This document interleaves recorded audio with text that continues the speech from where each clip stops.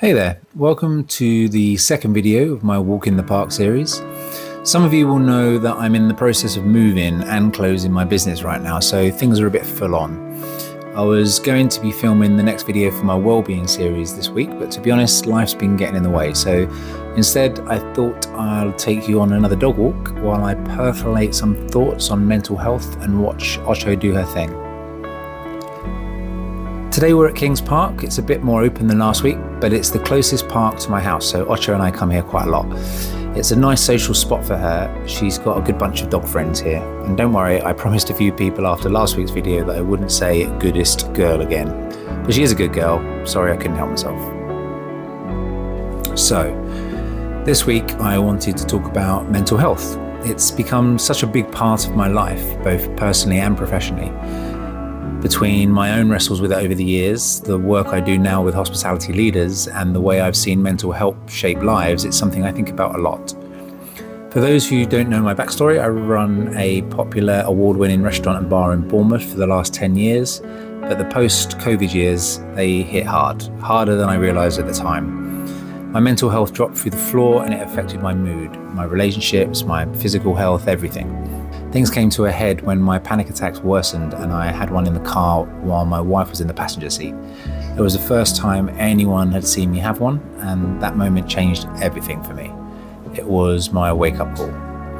Since then, I've worked hard to get back on top of things. I've created a framework of the tools that helped me get this far, tools that I now share with others in the industry because I know how easy it is to feel trapped in it, like there's no way out.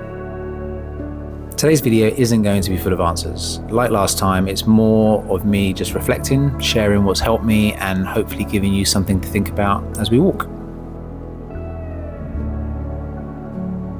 The thing about mental health struggles is that by the time we notice them, they've usually become massive, huge breakdown moments. It feels like everything hits at once and it's too big to come back from. But looking at my own journey, I don't think it starts that way. Not at all. It's more like a slow creep. I used that phrase in another video and someone commented saying it summed it up perfectly, so I might just trademark it. But seriously, that creeping feeling, that slow slide, it's exhaustion, it's overwhelm, it's all the little daily stresses that you carry silently until they quietly build up into something you can't ignore anymore. For me, it was small triggers adding up.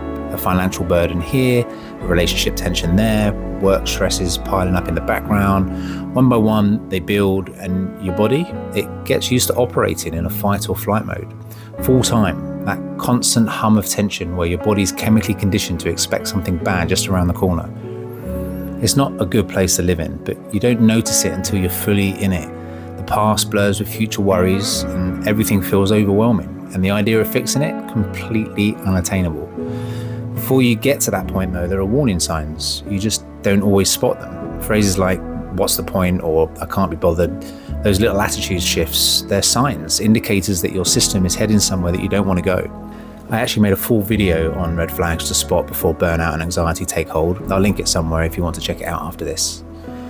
But one of the worst stages is when you hit autopilot. You start to feel like life is just happening to you. We talked about this a little bit in the last video if you've seen it.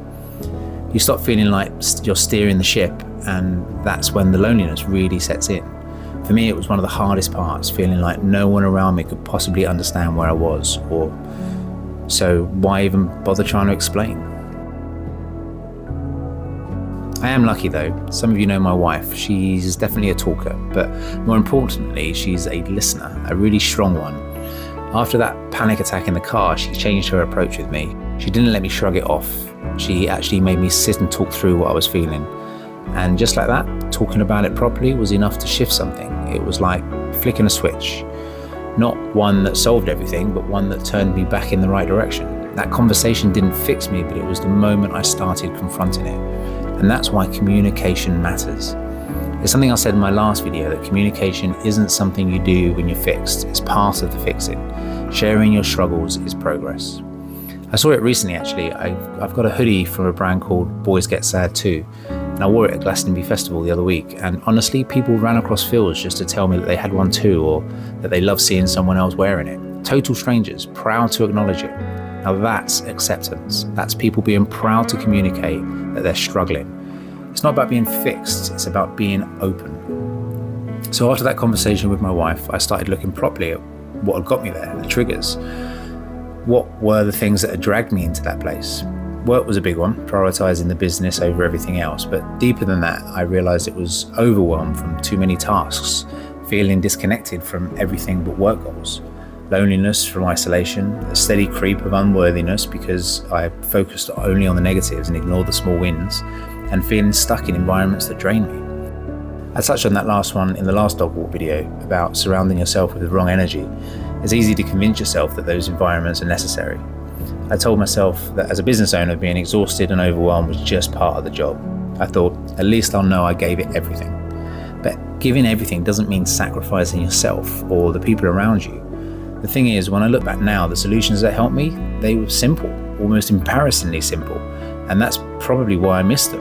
When you're carrying something that feels heavy and serious, simple solutions feel insulting, like surely it can't be that easy. But for me, it kind of was. If I had to boil it down to one word, it'd be routine. And I know that word doesn't sound exciting, but structure isn't about restriction. It's about safety. It's about giving your mind clarity. A routine tells your brain you're safe. You know what's happening. I always say this to my clients now. When I work with hospitality leaders who feel overwhelmed, routine is the first thing we tackle. And it's not about micromanaging every moment. It's about building fences, giving yourself space inside those boundaries to breathe. I had no routine back then. I was always on, waiting for the next call, the next problem, always answering emails, texts, WhatsApps. It never stopped. Now, I teach simple boundaries. Turn your phone on silent for part of the day. Don't check your messages before your morning routine. Block out thinking time. Protect your rest as fiercely as you would protect your work. The freedom you're chasing, it actually comes from structure, because without it, your brain never really gets to relax. And here's the part that really interests me. Why it's so hard to put new routines in place in the first place. I read something recently that stuck with me. Your brain is designed to protect you. That's its job. It keeps you alive, and sometimes it tries to protect you from yourself. It sees change as a threat, even good change, because the brain prefers the devil it knows. Even if what you're doing isn't healthy, it's familiar, and that feels safer than risk. That fear of failure that kicks in when you think about changing direction, that's your brain doing its job, trying to stop you from stepping outside of your comfort zone, even when the place you're in isn't good for you. And I felt that fear a bit lately. I'm working on expanding my coaching, reaching more people, helping clients further afield, and that fear, that imposter syndrome we talked about in the last video, it still shows up every day. That voice that says, you're not ready, or who are you to do this? But here's the thing, pushing through even just a little is where the wins start. That's what I've learned. It's not about massive breakthroughs, it's about small wins. One healthy meal, one phone call you've been putting off, one 5-minute walk. That's where the snowball starts. You don't need to control over 100% of your day. Life just doesn't work like that. But you can control 10%, maybe 15%. That's not a luxury, that's essential. And that's how momentum begins. It's what happened to me too. Changing my mornings, doing breath work, creating small boundaries. Those weren't big changes, but they felt big and they worked. Actually, something else helped me that I didn't expect as well. Supplementation. I found out I was deficient in magnesium. So I started taking magnesium glycinate, I think it's pronounced like that, a drink before I go to bed just to see if it would help. And honestly, within 2 days, my baseline anxiety had dropped. Not disappeared, but significantly reduced. It changed my baseline state. Who knew, right? And that's the thing, physical health supports mental health. It's not just in your head, your body needs help too, whether that's supplements, sleep, or simply breathing properly. Combine that with morning breath work, clearer boundaries, better communication, eating well, and it all starts to add up. It's not one solution, it's small things layered together. And for me, it changed everything. My relationships, my work, how I handle the things I can't control.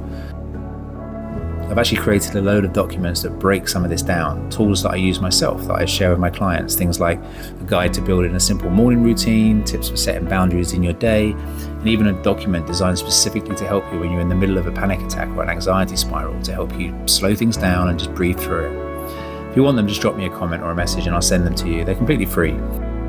I just want people to have something to help them get through the hard days. But the biggest thing I want to say today is I'm not fixed. I'm not standing here talking to you because I've got it all figured out. I'm just far enough ahead of the people who can't see the way out yet. I'm still walking this path, and that's okay.